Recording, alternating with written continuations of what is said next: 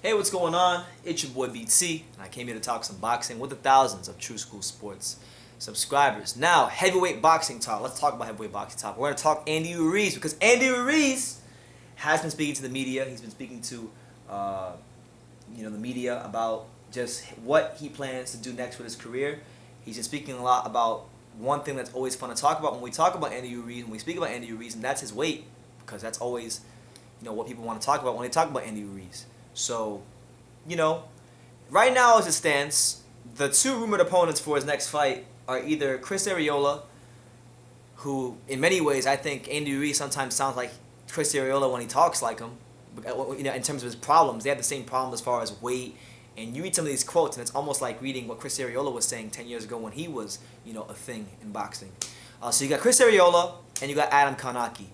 Those are the two names that keep getting thrown out the most. So we'll see what happens with Andy Ruiz. 2020 is it's a big year for him because he's coming off the heels of a Jekyll and Hyde 2019. It was 2019 where he reached the peak of his career, became heavyweight champion by upsetting the apple cart and beating Anthony Joshua June 1st at Madison Square Garden, and ruined one of the biggest heavyweight debuts this country has seen in quite some time from Anthony Joshua. Then he came back on the rematch in Saudi Arabia, enjoying the fruits of his labor too much, and he was too fat to do what he did in the first fight. So he's been speaking about his weight to Kate Adobo from Fox Sports, so shout out to Kate Adobo on Inside PBC Boxing. Here's what he said in regards to his weight and what he plans to do moving forward. He said, I quote, "My last fight, I was 280-something pounds. I was overweight. I couldn't cut off the ring. I couldn't throw combinations." He then proceeded by saying, I quote, "I want to be at 250. I think 250 will be the perfect weight for me.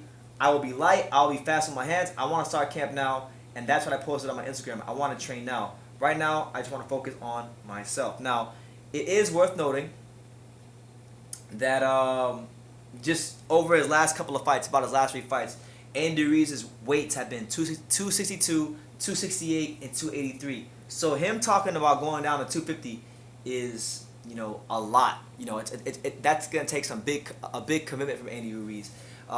For more perspective, when he fought Joseph Parker in 2016, he weighed 255 and 3/4 pounds against Joseph Parker. So even against Parker, he was not even 250 pounds.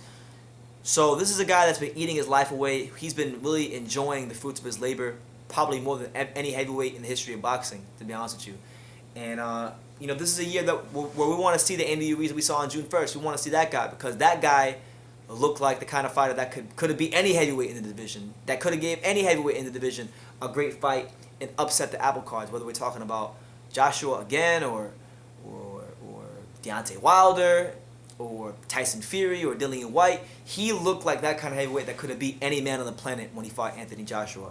And we want to see Andy Ruiz be the best version of himself. So 250, I'm not so sure.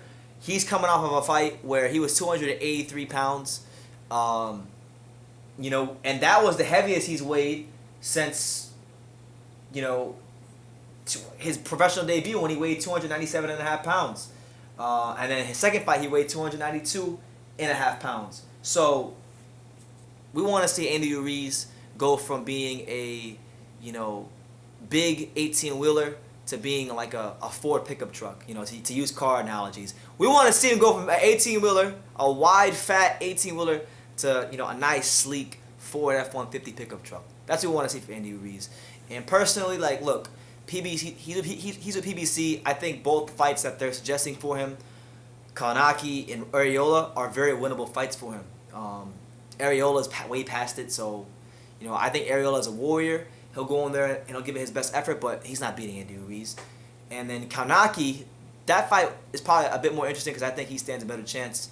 So if Kanaki can get past Helenius, then maybe, just maybe, we get one of the fights of the year as far as styles and entertainment go between Ruiz and Kanaki. But this is a guy that I think still has a lot to give to the division. There's a lot of great fights for him, and we're going to be monitoring and seeing if he holds accountable and stays true to his word that he will be somewhere close to 250 pounds. And I want to see that too. I want to see him get close to that. I think somewhere around 255, like he was with Joseph Parker, would be a good weight. But that's just my humble opinion. You can give me yours in the comments down below. What do you make of Andy Ruiz and his target weight. What do you think he should do next? Who do you want him to fight next?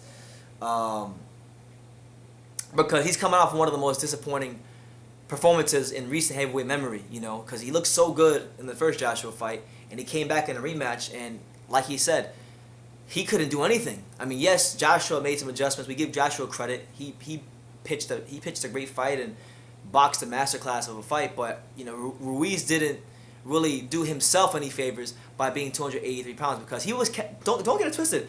He was catching Joshua. He was landing some good flush shots even despite the weight, but he wasn't mobile enough to cut the ring off, to put the pressure on Joshua the way he needed to in the second fight, like he did in the first fight. So ultimately he pissed away arguably being the cash cow of boxing. He could have been the Mexican heavyweight champion of the world, the unified champion of the world, you know, who had beat Anthony Joshua 2 times, and right now he'd be sitting pretty right now as the cash cow of boxing, but he pissed it away, and now he got to rebuild his career from scratch. So we'll see what happens with Andy Ruiz, but you guys leave your comments down below. Make sure you take the time to subscribe, and like I say in every single one of these videos, you can love me or you can hate me, but I'm just a kid from Dania, and that's Dania in South Florida if you didn't know. So if you didn't know, get your damn geography up. And until next time, take care, guys.